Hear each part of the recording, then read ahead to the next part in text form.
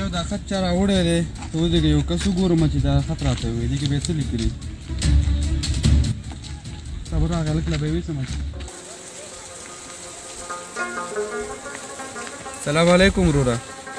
وعلیکم السلام څنګه یې وروره ښه یې شکر دی خیر دی خدا ته ښه دي برابر یې شکر دی تعلیم دې کړی دی وروره نه ورور تعلیم خو مې نه دی کړی تنې ته دې وګوره او دې سټایل ته دې وګوره تعلیم دې نه دی کړی ورک شه مړه دا دې لاسه تعلیم دې نه دی کړی ستا ته نه هم د مانه څه کمان ده خو تا به کړی وی که نه خو یاره غم مه کوه تا داسې په غم واړومه که نه ښه پوخ مضبوط سیمټي د وتو تې نه یې او که نه یا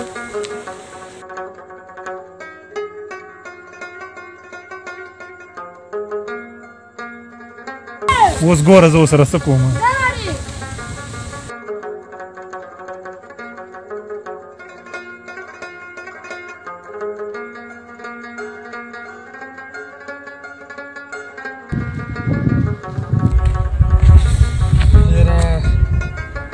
دلته به دمه وکړمه ستړی شوم ډېر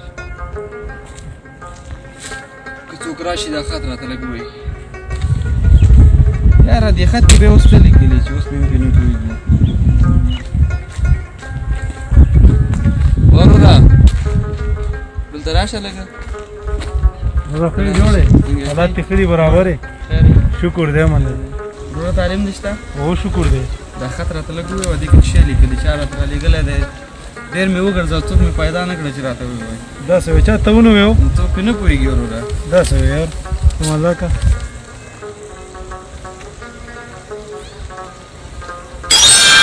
تنې ته دې وګوره او دې سټایل ته دې وګوره تعلیم دې نه دی کړی ورک شه مړه ور داسې کار وکړه که نه دې کې ته مکمل بربادي لیکلي ته ونښې دا څه ویل څه لیکلي وروره ته خو ووایه ولکه نو ستا سپکاوی پکې کړی زه ته څنګه ووایم ما سپکاوی او که نه داسې بربادې تبکیري کړي چې غږ مه کوه دا سره کېده ژوب کې او چاته یې نور ونښې ښه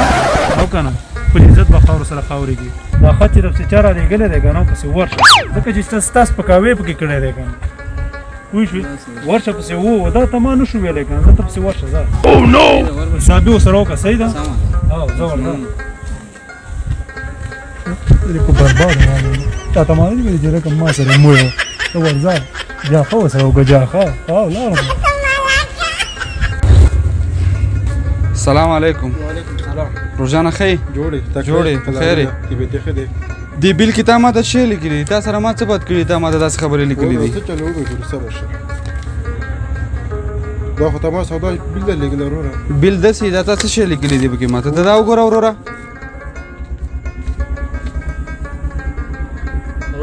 سودا بیل دی سودا بیل دی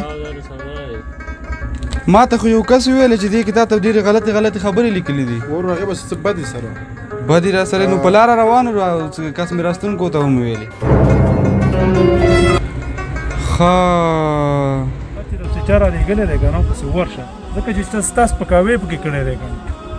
پوه شوې ورشه پسې و دا ته ما نه شو ویلی که نه زه ته پسې ورشه ځه حسابي ورسره وکړه صحیح ده او زه ورځم چې دا به ما سره څه بد ولیده وبخه وروره زه چا غلط پوه کړی یم ته خفه شوی نه یې زه ستړی شو کوم ستونزه نشته زه غلطي زما خپله ده خفه نه شي